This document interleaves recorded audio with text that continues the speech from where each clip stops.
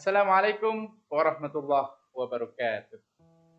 Seperti janji kita kemarin, kita akan membahas secara detail tentang dinamika yang terjadi dan viral beberapa waktu lalu sampai detik ini tentang statement Ketua DPRD Bondowoso dan juga laporan dari Bupati Bondowoso ke Polres Bondowoso melalui kuasa hukum. Bersama kita terhadir sahabat kita dan juga tentunya yang relevan dengan tema kita kali ini, yaitu seorang praktisi digital ya kan? Dan juga akademisi. Saya sapa dulu beliau, Bapak Ismaili MPD. Assalamualaikum Pak Ismail. Waalaikumsalam warahmatullahi. Gimana nih kabar? Baik. Kayaknya lebih pas Mas deh. Mas ya. Saya Oke. mewakili kaum milenial. Milenial ya? Ya. Mas Ismail ya, oke. Nah, Mas Ismail dengar enggak dengan berita-berita yang lagi hot ini di Bondowoso nih? Ya, ikutilah. Ikuti ya. Sangat itu dan rakyat kita kan pasti punya penilaian tersendiri Betul. terhadap fenomena. Ya, nah intinya tujuan dari video kita kali ini memberikan edukasi ke masyarakat tentang tinjauan yuridisnya. Terus seperti itu loh. Oh, kajian dari praktisi apa namanya? Kebetulan Mas Ismail juga ketua relawan informasi dan Relawan teknologi dan informasi Indonesia di Bondowoso ya. Ya, betul. Oke. Nah, kita akan membahas seputar dunia itu. Ya, memang ini bagi kami, bagi kita tentunya ini adalah momentum untuk menyelipkan edukasi dalam fenomena ini gitu kan. Ya. Jadi ya bagus juga lah ini untuk meningkatkan masyarakat kita di Bondowoso. Ya, artinya untuk fokus agar bijaksana sebenarnya di dalam bersosial media. Oke. Ya, betul. Ini banyak request nih dari teman-teman.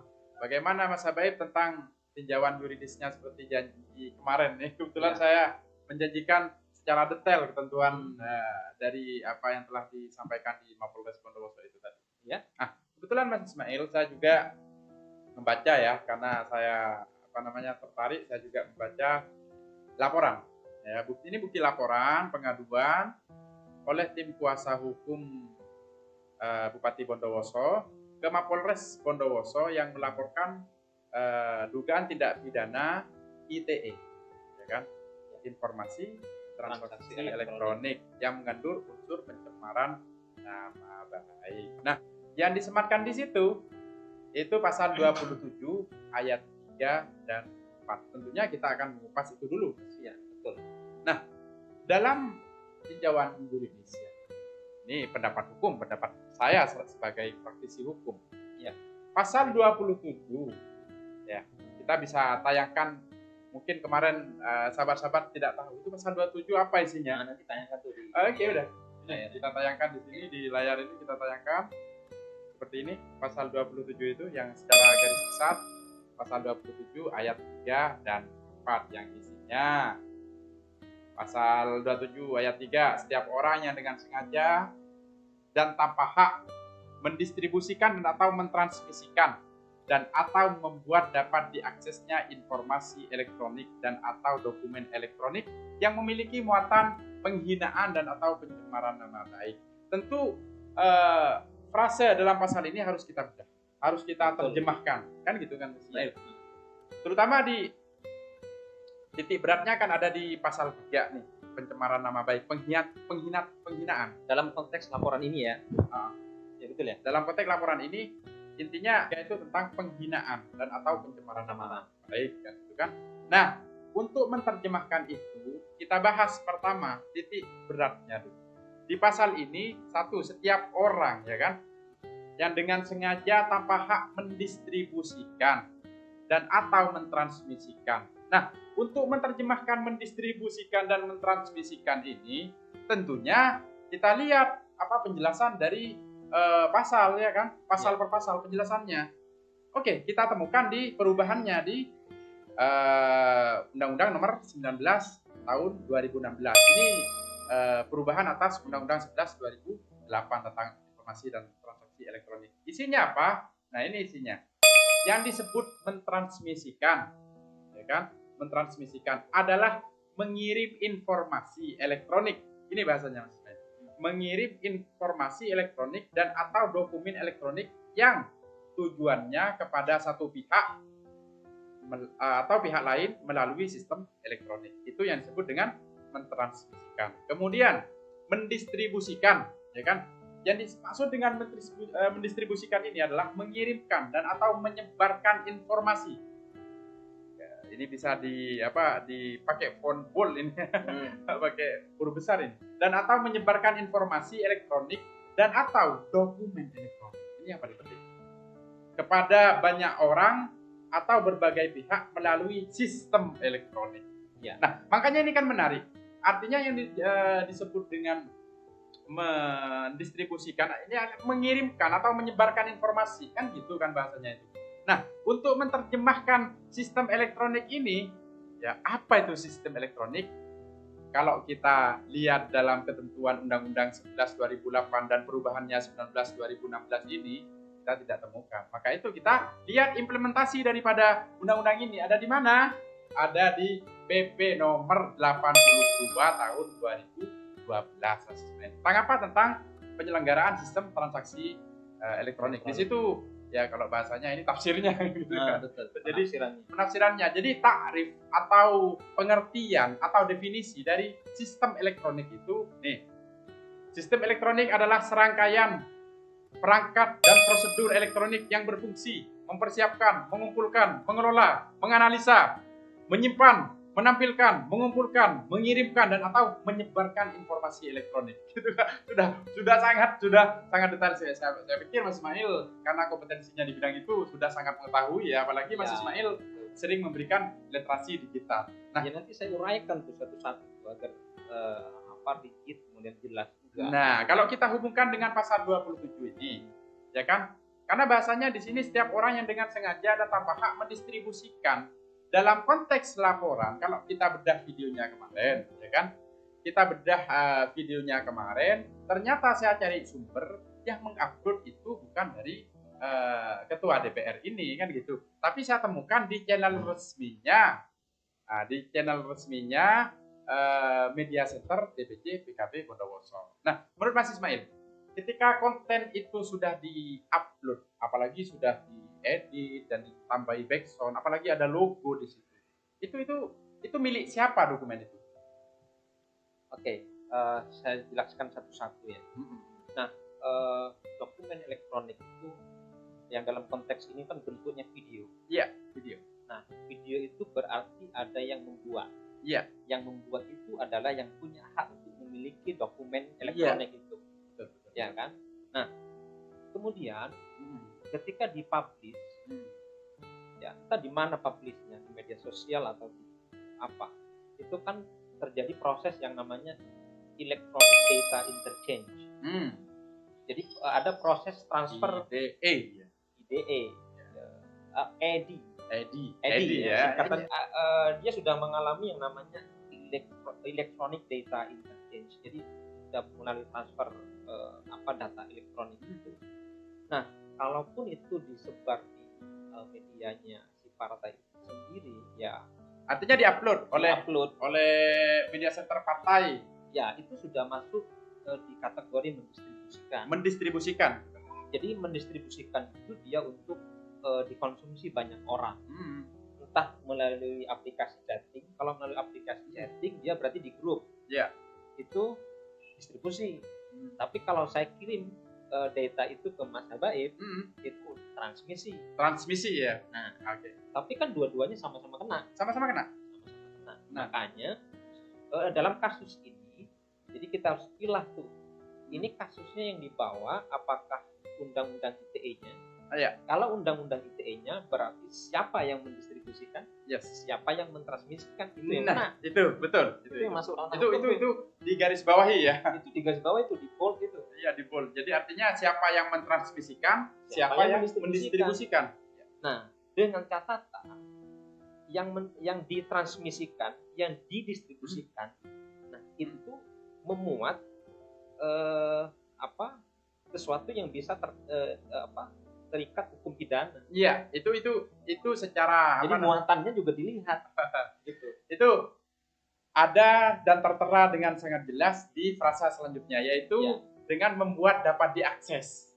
Membuat dapat diakses yang dimaksud adalah semua perbuatan lain selain mendistribusikan dan mentransmisikan melalui sistem elektronik yang menyebabkan informasi elektronik dan atau dokumen elektronik berupa video itu tadi dapat diketahui oleh pihak atau publik. Mungkin dalam hal ini pemilik channel ya mungkin ya. Dia ketika mendistribusikan atau mentransmisikan itu udah accessible.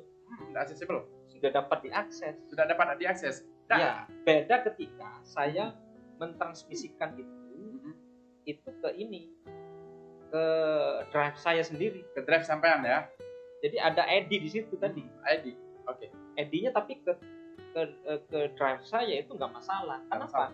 Karena saya bisa tuh tidak izinkan orang lain akses video yang saya upload di sana. Oke. Nah, tapi ketika ditransmisikan melalui aplikasi chatting, ini kan yang banyak kita lihat di YouTube ada, kemudian WA, di grup-grup WA itu kan banyak udah tersebar, itu udah distribusi dan sudah pasti accessible ya. Ya kalau ITE-nya udah kena udah kena. Tapi yang mana yang kena itu? ITE-nya distribusinya. Mendistribusikan, artinya orang yang mendistribusikan. Iya. Nah cuma ini kan tidak selesai di sini. Iya. Dilihat dulu muatannya apa. Iya, muatannya. Muatannya ini kena hukum apa enggak nih? Bisa kena pidana apa enggak? Oke. Untuk itu gini. Itu kan masa baik itu ranahnya tuh yang bisa ngomong itu. Jadi gini. Itu kita tahan dulu. Tahan dulu karena nanti ada iklan mau lewat ya. Iklan mau lewat. Jadi nanti kita mendekati season akhir kita akan kupas. Artinya ketika ada frase mendistribusikan, mentransmisikan dan membuat dapat diakses.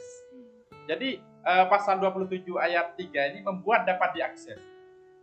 Saya YouTuber, Mas Ismail juga YouTuber kan. Jadi ketika kita mau mengupload kan situ ada opsi kan? Ya. Ada opsi apa mau pribadi, apa enggak, gitu mau pribadi, apa mau secara publik. Ketika itu sudah di publik, otomatis itu sudah masuk ke mendistribusi, mentransmisi dan membuat dapat diakses. Betul. Dan pasal itu fokusnya kepada kontennya, apa fokusnya kepada orang yang mendistribusikan dan mentransmisikan. Nah, makanya laporannya ini harus jelas tuh. Laporannya dalam konteks ini harus jelas. Nah, jadi dia fokusnya kepada konten, apa kepada si penyebar ini. Nah, seharusnya kalau dia melampirkan ini undang-undang ITE, maka sasarannya adalah orang yang mendistribusikan.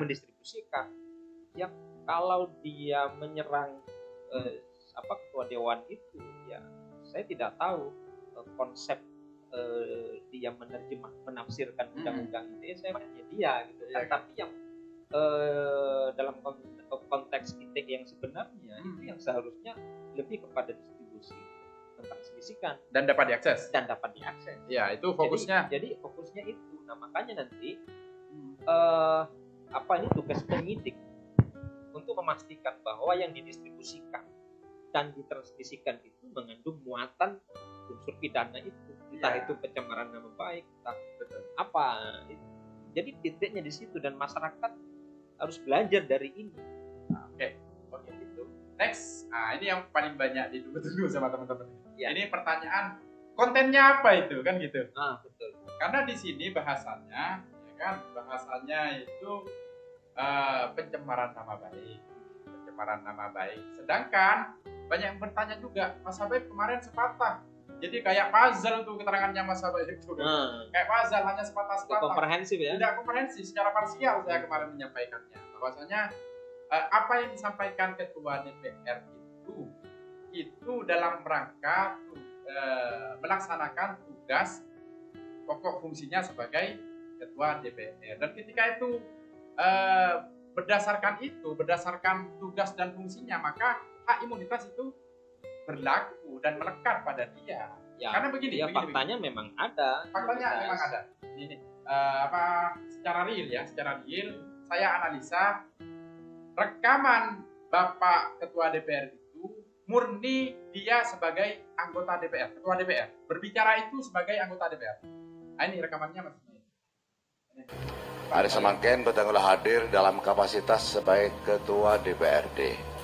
Baik Ketua DPRD. Baik Ketua DPRD.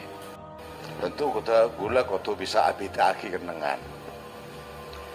Di saat Betanggulah selaku Ketua DPRD, tentu harus memposisikan selaku Ketua Wakil Rakyat. Artinya secara utuh nanti bagi teman-teman yang ingin mengetahui bisa request ke saya. Jadi artinya kapasitas dia menyampaikan pada acara pada acara di salah satu tempat itu kapasitas ini sebagai ketua DPR ya, maka hak imunitas melekat pada dia. Hak imunitas itu jelas ada regulasi yang tentang itu. Ada di mana? Ada di Undang-Undang Republik Indonesia nomor 23 tahun 2014 tentang pemerintahan daerah dan juga telah diperbaharui itu kan juga. Pada pasal 176 itu sudah sangat jelas sekali. Ayat 1, anggota DPR Kabupaten Kota mempunyai hak imunitas. 2, anggota DPR Kabupaten Kota tidak dapat dituntut di depan pengadilan karena pernyataan, pertanyaan, dan atau pendapat yang dikemukakan baik secara lisan maupun tulisan dalam rapat DPRD Kabupaten Kota ataupun, nah ini Mas Ismail ya kan, ataupun di luar rapat DPRD Kabupaten Kota berkaitan dengan ini. Mas Baik kan ada batasannya juga itu hak imunitas. Betul, ada batasannya. Batasannya di mana di sini?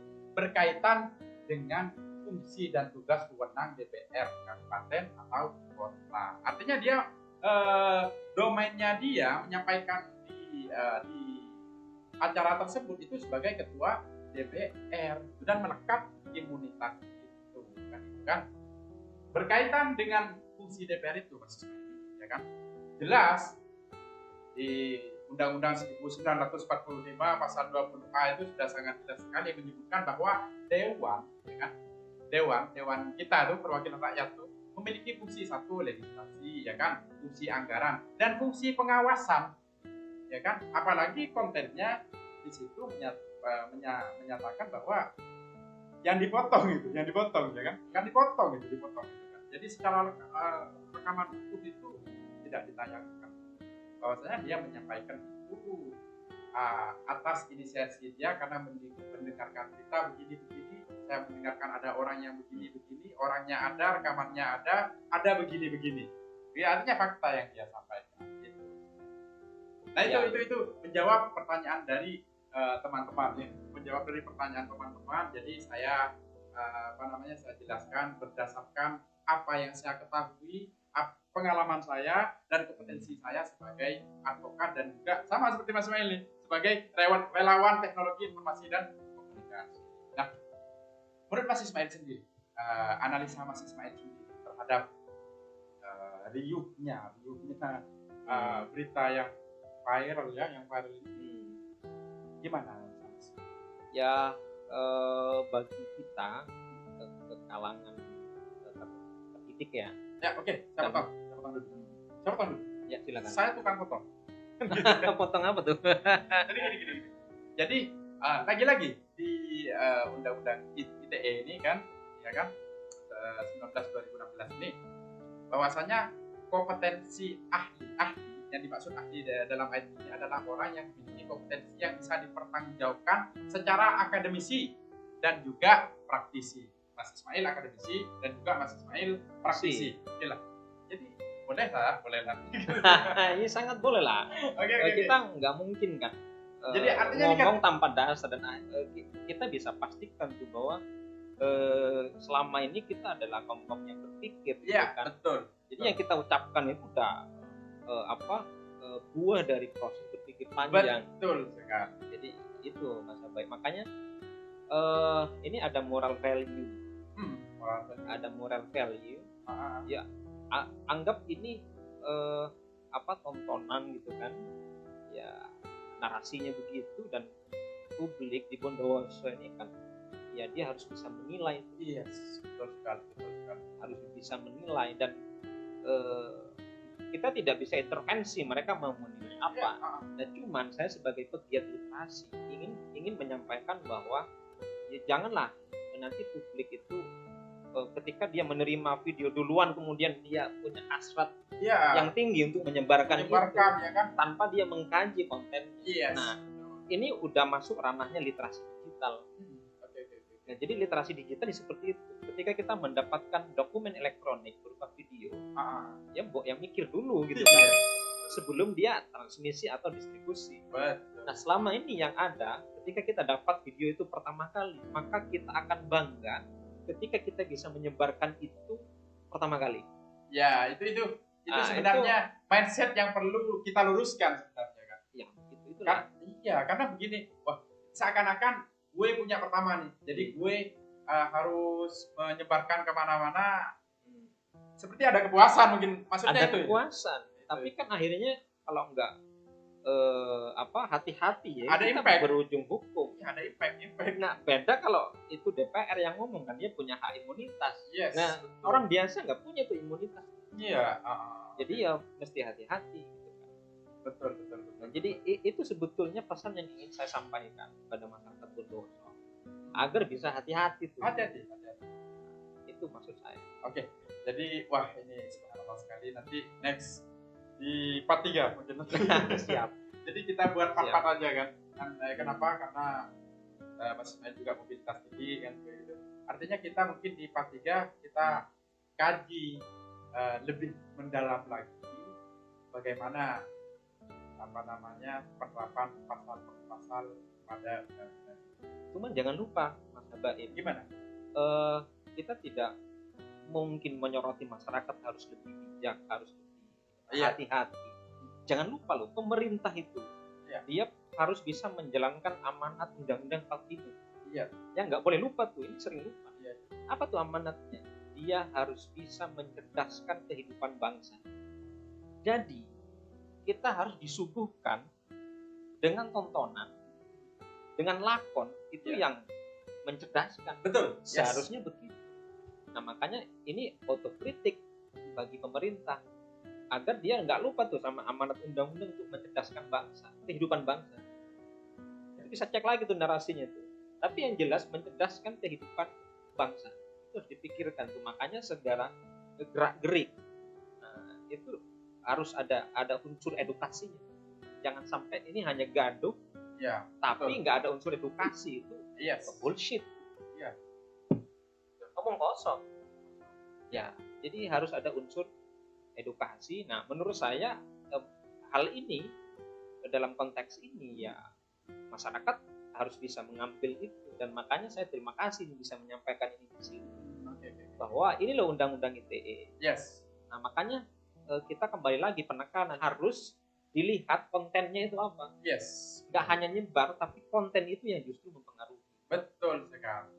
Dan akhirnya di samping itu juga sebagai catatan ya bahwa masyarakat sebelum melakukan upaya-upaya apapun lah termasuk upaya hukum, kita harus mengkaji dengan seksama juga ya, karena ini undang-undangnya dipakai undang-undang ITE, jelas kita harus bersama dan diskusi sama orang-orang yang kompeten di bidang itu. Tapi menurut Mas Habaib berdasarkan kajian hukum, kemudian tadi juga nyebutin imunitas, gimana nih mandang kasus ini? Sekarang saya tanya nih. Laporan ini maksudnya? Ya. Kalau menurut saya pribadi, ini namanya pendapat hukum ya kan? Ya. Pendapat pribadi juga. Lawyer punya nggak hak imunitas? Ada. Advokat itu mempunyai hak imunitas. Nah, itu yang dimana tidak bisa digunakan. Ini. Tapi ada batasannya juga. Batasannya dalam menjalankan tugasnya. Advokat itu tidak bisa dituntut pidana maupun pertanyaan Mas Ismail maksudnya secara spesifik. Kira-kira bisa nggak ini terjerat gitu loh? Terjerat hukum. Sebenarnya gitu kan? Endingnya itu sih, pertanyaannya dari masyarakat itu aja. Kalau saya dari apa yang saya jelaskan, kalau kita menggunakan pasal 27 ini, ya kan saya ini punya di surat tanda penerimaan laporan yang di-share oleh teman-teman karena viral juga ini. Viral ya? STPL ini viral kan. Kalau viral itu udah jadi dokumen elektronik tuh. Dokumen elektronik. Jadi gini, pasal 27 ayat 3 dan ayat 4 bagi saya sendiri itu sudah kita bahas barusan bahwasannya titik beratnya itu pada orang yang mendistribusikan kan, dan dapat diaksesnya. Itu harusnya yang dilaporkan, kan gitu kan. Terus yang kedua itu juga disubsidiarkan ya. Jadi ke pasal 310, subsidiar pasal 310, 311 dan juga disubsidiarkan lagi ke pasal 14, pasal 15 Undang-Undang RI nomor 1 tahun 1946 tentang peraturan pidananya dan tentang pidana dan lain sebagainya. Nah, ya, kalau ke Undang-Undang ITE-nya jelas dari yang saya sampaikan tadi sudah bisa mengambil kesimpulan. Jadi ini error bagi saya, pribadi saya menyatakan ini error di atau salah melaporkan orang, malah orang. Cuma ya itu tadi yang mau dilaporkan siapa kan gitu kan? Ya. Kalau melihat pada apa namanya secara material pasal 27 ayat 3 dan ayat 4. Nah, kalau disubsidiarkan ke yang saya sebutkan tadi ya 310, 311, kemudian pasal 14, 15 tadi, kalau dihubungkan dengan hak imunitas, menurut saya lagi-lagi tidak bisa, lemah sekali. Karena di sisi lain yang bersangkutan itu tadi sudah kita putar videonya bahwa yang bersangkutan dalam menyampaikan itu kapasitasnya sebagai ketua DPRD, kan gitu kan? Ya. Ketua DPRD yang melekat padanya hak imunitas. Memang ada batasannya yang saya sampaikan tadi itu. Ya. Batasannya ya, kita paham itu. Ya, batasannya ya dalam batasan yang harus digarisbawahi. Batasan hak imunitas itu ada di mana? Ini sahabat-sahabat yang perlu digarisbawahi. Batasan hak imunitas itu di mana? Terletak pada fungsi serta tugas dan wewenangnya DPR. Artinya menjalankan ketika dia melakukan menyampaikan pertanyaan, pernyataan, pendapat dan lain sebagainya. Selama itu berkaitan dengan fungsi dan tugas wewenang anggota DPR kabupaten maupun kota itu tetap memiliki hak imunitas. Gitu loh, Mas. Oke. Ya, saya kan mengulas dari sisi ininya agar masyarakat tambah paham atau Mbak itu. Ya. Jadi jangan sampai justru masyarakat yang jadi korban. Ya. Ini mestinya yang agak gregesan ini kan ya nyebarin gitu. Iya, sebenarnya yang takut ini kan harusnya siapa ini yang bahkan ada backsoundnya itu, horror backsoundnya ditambahin. Jadi kan ya kalau saya lihat statementnya ya walaupun ini bukan kompetensi saya loh, bukan kompetensi saya, ini kompetensi ahli bahasa ya kan. Ya kalau itu yang terjadi ditambah backsound itu ya terserah masyarakat, artinya bisa jadi masyarakat itu dapat hiburan. Bisa jadi juga. Jadi oke, Mas Ismail, last conclusion, maybe conclusion by English language to our subscriber and audience in Bondowoso. The conclusion is very simple. Yes. Just one word.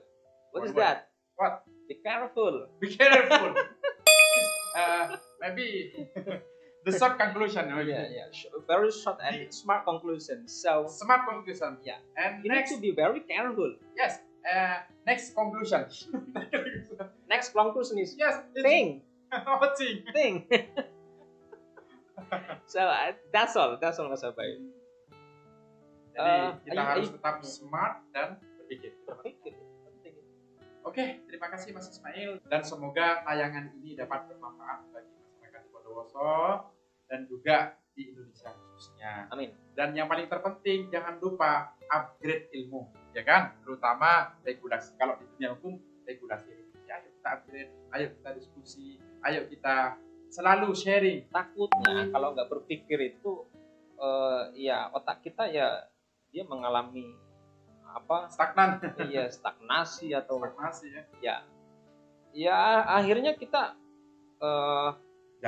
tidak benar-benar menjadi masyarakat yang cerdas atau mencerdaskan. Yes. Jadi masyarakat Bondowoso sudah saatnya bangkit dan berpikir ya. Iya. Oke. Next tadi short conclusion. Sekarang harapan dari Mas Ismail, dan saya sampaikan juga harapan dari saya juga atas viralnya ini antara legislatif dan eksekutif ini?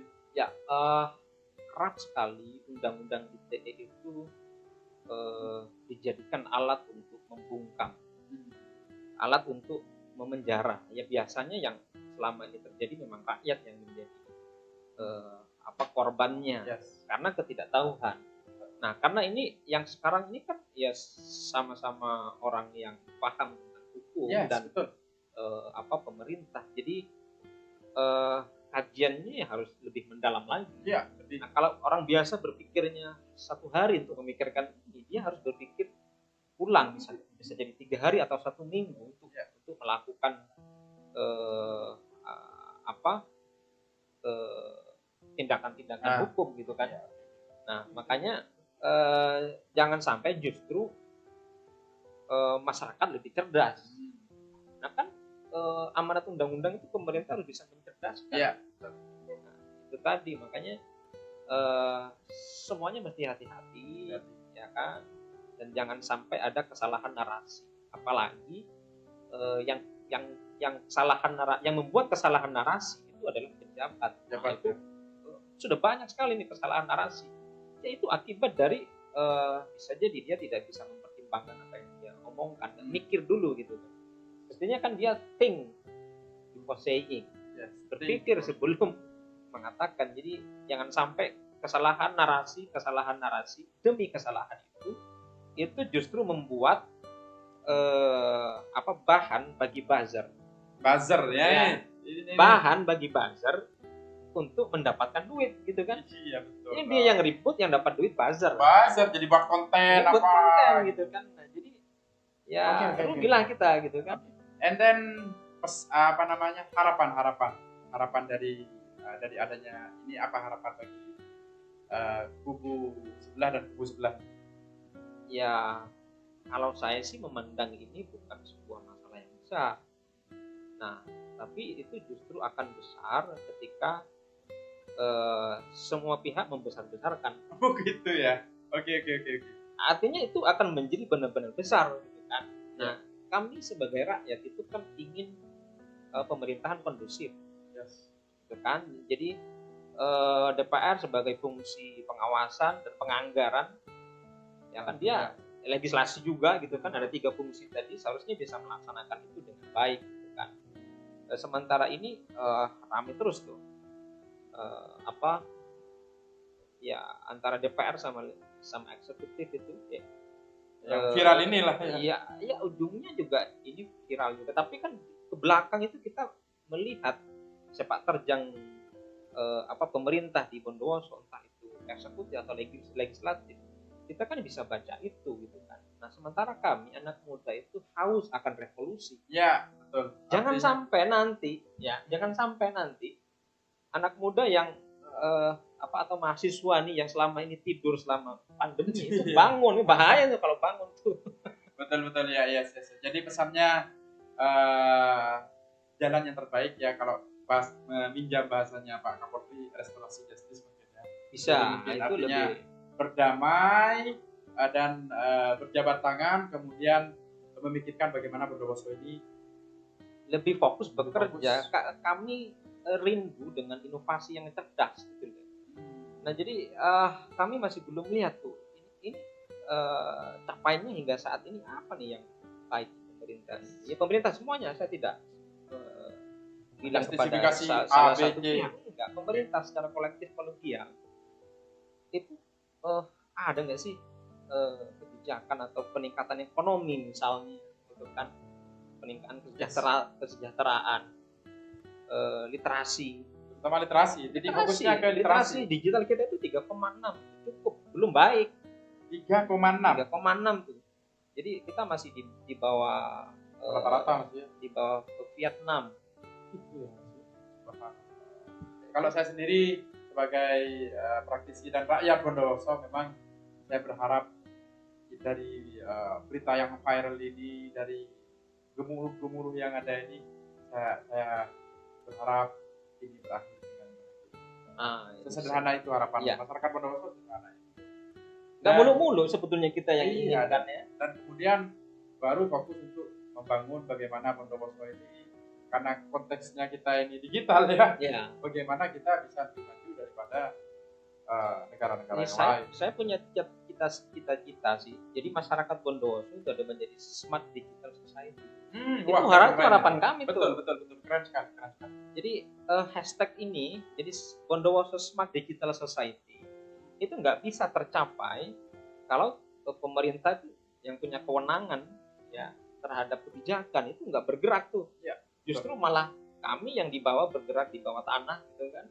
Tapi impact-nya tidak akan lebih besar ketika ini tidak disokong oleh kebijakan. Kayaknya long conclusion. Terlalu panjang.